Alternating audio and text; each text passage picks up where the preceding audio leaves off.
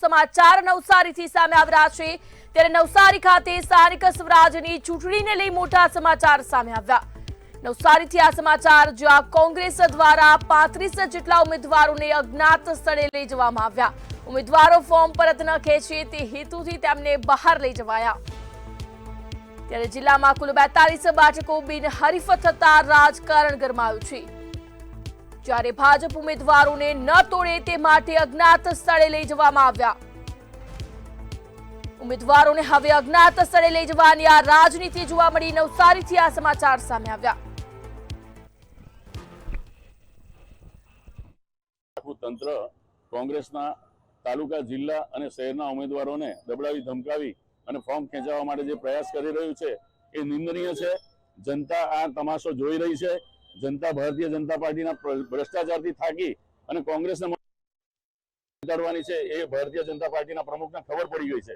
એટલે એ આ પ્રકારના હથગંડા અપનાવી અને નાના માણસોને, ગરીબ માણસોને ડરાવી ધમકાવી અને લાલચ આપીને ફોડવાની કોશિશ કરી અને ફોર્મ ખેંચાવવાના પેંતરા રચે છે।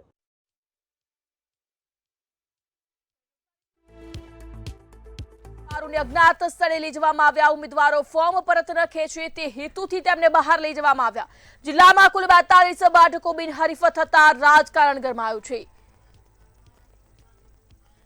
તો વધુ વિગતો સાથે ઋષિયંત શર્મા નવસારીથી લાઈવ જોડાઈ ગયા છે।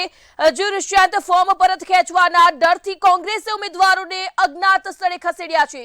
ચૂંટણીને લઈ આ મોટા સમાચાર સામે આવ્યા। શું કહેશો સમગ્ર મામલાને લઈ?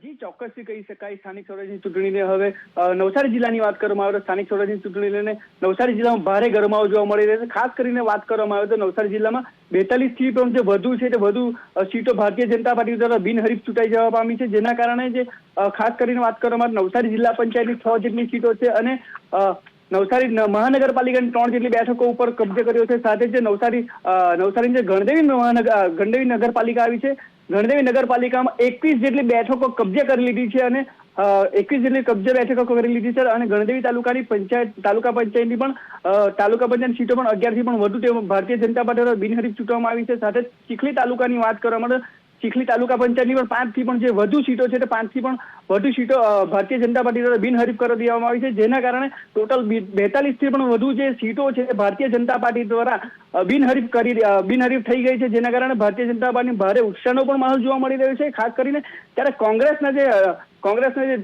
નવસારી શહેરના જે પ્રમુખ છે દીપકભાઈ બારડ દ્વારા આક્ષેપો કરવામાં આવ્યા છે કે ભારતીય જનતા પાર્ટી દ્વારા તેઓના ઉમેદવારો ધાક ધમકી અને પૈસાની લાલચો આપવામાં આવી રહી છે। જેના કારણે જે કોંગ્રેસના જે ઉમેદવારો છે તે આજ્ઞા સ્થળે 35 થી પણ વધુ જે ઉમેદવારો છે તેઓને આજ્ઞા સ્થળે ખસેડી દેવામાં આવ્યા છે। જેને લઈને રાજકારણ ક્યાંક ને ક્યાંક નવસારી જિલ્લામાં ગરમાવો જોવા મળી રહ્યો છે। જી ઋષિયંત, સમગ્ર માહિતી બદલ આપનો આભાર।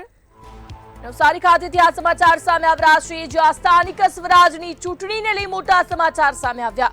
ત્યારે ઉમેદવારોને હવે અજ્ઞાત સ્થળે લઈ જવામાં આવ્યા છે। કોંગ્રેસ દ્વારા 35 જેટલા ઉમેદવારોને અજ્ઞાત સ્થળે ખસેડવામાં આવ્યા। ઉમેદવારો ફોર્મ પરત ન ખેંચે તે હેતુથી તેમને બહાર લઈ જવામાં આવ્યા।